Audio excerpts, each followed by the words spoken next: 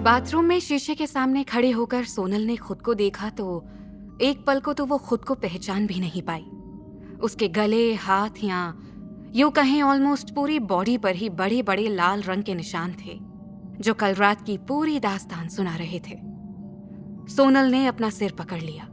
अगर ये सब नमम के साथ हुआ होता तो शायद वो किसी तरह खुद को समझा भी लेती। नमम उसका मंगेतर है, आज नहीं तो कल नमम से उसकी शादी होनी ही थी। मगर प्रॉब्लम ये थी कि उसे ये जख्म देने वाला कोई और ही था, कोई अननोन आदमी जिससे वो अपनी जिंदगी में पहली बार कभी मिली तक नहीं थी। नमम की याद आते ही उसके दिल में जैसे एक दर्द सा उठा। वो अब अपने आंसुओं को और रोक नहीं पाई। उसने शावर चालू किया और वहीं फूट फूट कर रोने लगी।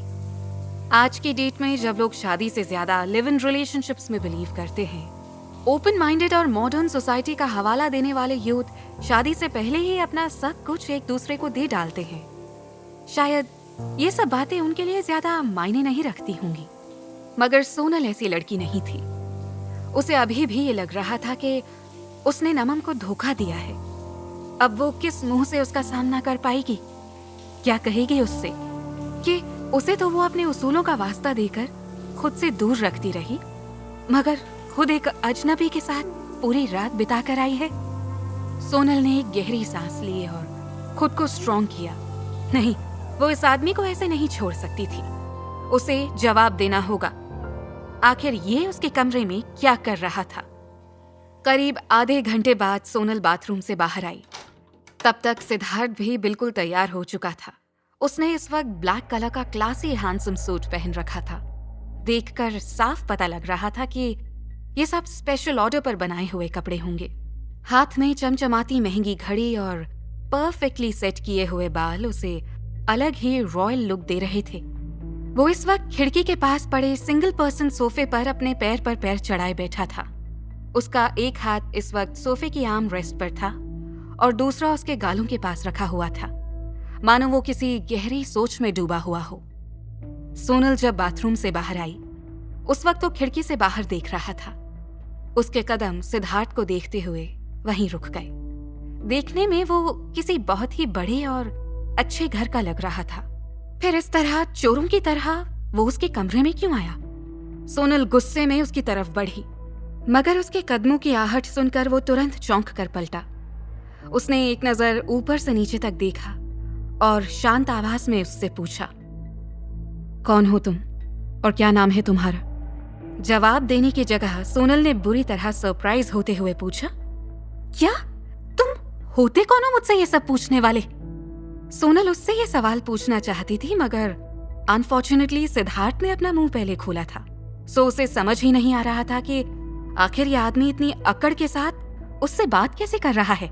सिद्धार्थ ने वहां पड़े केस में से एक सिगरेट निकाला और अपने पॉकेट से लाइटर निकालकर उसे सुलगा लिया। सोनल अब भी अपनी जगह पर खड़ी उसे असमंजस से देख रही थी। सिद्धार्थ ने सिगरेट का एक कश लिया और सामने की तरफ धुआं छोड़ते हुए फिर सवाल किया, किसने भेजा है तुम्हें मेरे पास? सोनल बिना कोई जवाब दिए चुपचाप खड़ी रही।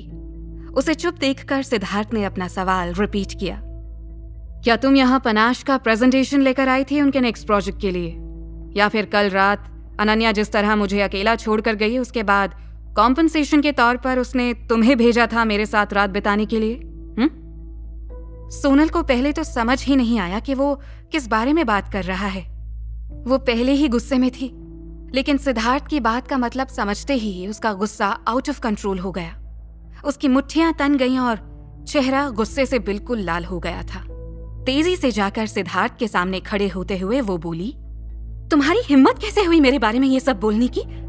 मैं तुम्हें कोई ऐसी वैसी लड़की दिखाई देती हूँ जो पैसे के लिए तुम्हारे साथ रात बिताएगी? और तुम्हारी हिम्मत कैसे हुई मेरे कमरे में घुसकर मुझसे इतनी बेहुदा बातें करने की? अगर तुम्हें लग रहा है कि मैं तुम्हें ऐसे ही छोड़ दूंगी तो बहुत बड़ी गलतफहमी पाल रखी है तुमने, मिस्टर हुएवर यू आर। मैं तुम्हारी कंप्लेन यहाँ के मैनेजमेंट से करूंगी और जरूरत पड़ी तो पुलिस में भी कंप्लेन करूंगी। सोनल की बात सुनते ही एक बार को सिद्धार्थ भी कंफ्यूज हो गया। तुम्हारा रूम? उसने हैरानी से रूम पर एक नजर डाली। माना कि उसने कल रात काफी ड्रिंक कर ली थी, मगर उसे इतनी भी नहीं चढ़ी थी कि वो किसी और के रूम में जा घुसे। लगता है इसकी कल रात की अब तक नहीं उतरी, तभी ऐसी बहकी बहकी बातें कर रही है। आयु श्योर ये तुम्हारा रूम है? तुम्हें अपने रूम का नंबर याद है? सिद्धार्थ ने अब इंटरेस्ट के साथ उठकर उसके सामने खड़े होते हुए पूछा। क्यों, क्या ये रूम नंबर 2609 नहीं है? सोनल ने गुस्से में उसकी आंखों में आंखें डालते हुए पूछा। जवाब में सिद्धार्थ ने अपने हाथ बांधते हुए उसे एक टेढ़ी मुस्कान दी और धीरे से अपनी गर्दन ना में हिला दी। सोनल ने उसे हैरानी से देखा और हकलाते हुए पूछा, तो फिर ये कौन सा रूम है? ये रूम नंबर 2606 है मैडम। दरअसल ये रूम रॉयल स्वीट था जो सिद्धार्थ को उसके दोस्त विनय ने उसके 26वें जन्मदिन पर गिफ्ट के रूप में दिया था। आखिरी नंबर 06 साल के छठे महीने में उसके बर्थडे को और स्टार्ट के दोनों नंबर 26 उसके 26वें बर्थडे को रिप्रेजेंट करते थे। घर के मुकाबले यहाँ उसका ऑफिस काफी नजदीक पड़ता था, इसलिए विनय ने उसकी सहूलियत के लिए होटल ग्रैंड पैलेस का ये रूम पूरे 1 साल के लिए सिर्फ सिद्धार्थ के लिए बुक कर दिया था। उसकी बात सुनकर सोनल का कलेजा जैसे धक सा रह गया। टेंशन में उसने कमरे में इधर उधर नजर घुमाई और उसे अपना पर्स दरवाजे के पास पड़ा दिख गया। वो तुरंत उस तरफ दौड़ी। पर्स खोलकर उसने कांपते हाथों से रूम कार्ड बाहर निकाल कर देखा। उस पर बड़े बड़े अक्षरों में 2609 लिखा हुआ चमक रहा था। उसने घबराते हुए सिद्धार्थ की तरफ देखा और जवाब में सिद्धार्थ ने अपना रूम कार्ड उसके सामने कर दिया, जिस पर 2606 लिखा हुआ था। सोनल की मानो सांसें ही थम गई। उसकी आंखों से लगातार आंसू बहने लगे। वो खुद कल रात गलत रूम में आ गई थी। अब उसे याद आ रहा था कि बार बार कार्ड ट्राई करने के बावजूद दरवाजा क्यों नहीं खुल रहा था। उसके पास सिद्धार्थ की किसी भी बात का जवाब नहीं था। सिद्धार्थ ने जब उसकी ये हालत देखी तो उसे भी समझ में आ गया कि जो भी हुआ वो बस गलतफहमी की वजह से हुआ। सोनल की हालत देखकर कहीं से भी ये नहीं लग रहा था कि उसे अनन्या ने या फिर किसी और ने पैसे देकर यहाँ उसके साथ रात बिताने के लिए भेजा होगा। उसे सोनल के लिए बुरा लग रहा था। भले ही वो कल रात नशे में था, मगर गलती तो उससे भी हुई थी। उसने एक नजर खून से सनी बेडशीट पर डाली और अपनी आंखें बंद करके एक गहरी सांस ली। सोनल अब तक वहीं जमीन पर बैठी घुटनों पर सिर रखे रो रही थी। सिद्धार्थ ने पास ही टेबल पर रखा अपना चेकबुक उठाया। उस पर कुछ लिखकर उसने चेक फाड़ा और उसे सोनल की तरफ बढ़ा दिया। सिद्धार्थ ने अपनी आवाज में नरमी लाते हुए कहा, देखो, तुम जो कोई भी हो, कल रात के लिए आई एम सॉरी। तुम ये रख लो। उसकी आवाज सुनकर सोनल ने धीरे से अपना चेहरा ऊपर किया। अपनी आंसुओं से भरी आंखें उसने एक नजर सिद्धार्थ पर डाली, मानो पूछ रही हूं क्या है ये। सिद्धार्थ ने रिक्वेस्ट करते हुए कहा, रख लो प्लीज। सोनल ने चेक लेकर अमाउंट पर नजर डाली। उसमें 20 लाख का अमाउंट भरा हुआ था। उसने कोने में पड़े सिग्नेचर पर एक नजर डाली जहां सिद्धार्थ रॉय कपूर लिखा हुआ था। उसने हैरानी से सिर उठाकर सिद्धार्थ की तरफ देखा। सिद्धार्थ रॉय कपूर? सिद्धार्थ ने अपनी गर्दन हाँ में हिला दी।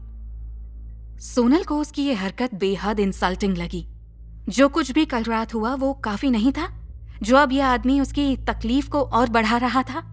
सोनल ने हैरानी से उसकी तरफ देखते हुए चेक हवा में लहराकर पूछा, क्या मतलब है इसका? क्या मैं तुम्हें कोई धंधे वाली दिखाई देती हूँ जो तुम मुझे अपने साथ सोने के लिए पैसे दे रहे हो?